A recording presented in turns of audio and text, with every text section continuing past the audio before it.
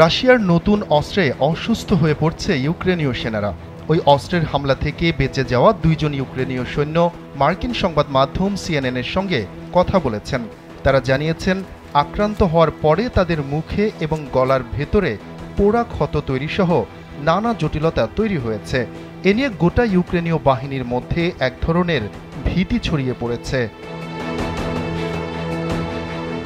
সংবাদ মাধ্যম সিএনএন জানিয়েছে, চলমান ইউক্রেন যুদ্ধে রাশিয়ার বিরুদ্ধে প্রাণঘাতী রাসায়নিক অস্ত্র ব্যবহারের অভিযোগ তুলেছে আমেরিকা।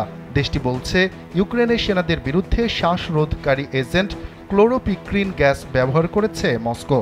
যুদ্ধক্ষেত্রে কৌশল হিসেবে এই কাজ করেছে দেশটি। ওয়ালটন ফ্রিজ কিনে অনেকের মতো আপনিও হয়ে যেতে পারেন মিলেনিয়াল। সেরা পণ্যের সেরা অফার।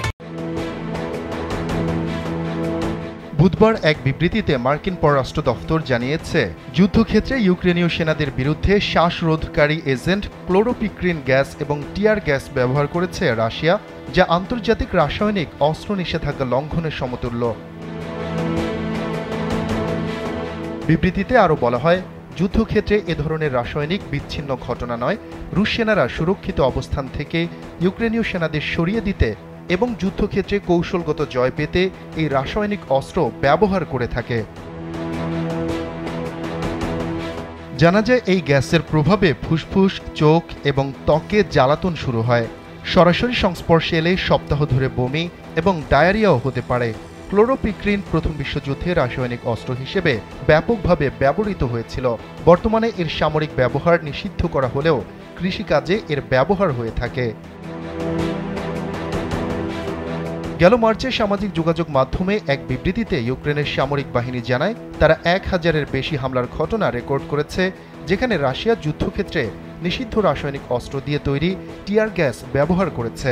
এর মধ্যে শুধুমাত্র ফেব্রুয়ারি মাসেই এরকম ঘটনা 250টি রেকর্ড করা হয়েছে।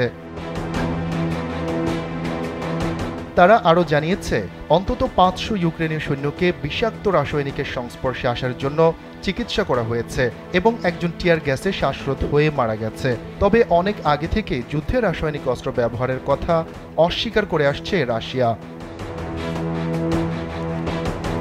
এ বিষয়ে ওয়াশিংটনের রুশ দূতাবাসের সঙ্গে যোগাযোগ করা হলেও তাৎক্ষণিকভাবে কোনো মন্তব্য করেনি তারা। গেল জানুয়ারিতে নেদারল্যান্ডসের রুশ দূতাবাস সামাজিক যোগাযোগ মাধ্যমে এক পোস্টে জানিয়েছিল, আন্তর্জাতিক তদন্তকারীরা নিশ্চিত করেছে রুশ সেনাবাহিনীর মজুদে কোনো রাসায়নিক অস্ত্র নেই। শফিকুল ইসলাম শান্ত, কালবেলা ডেস্ক।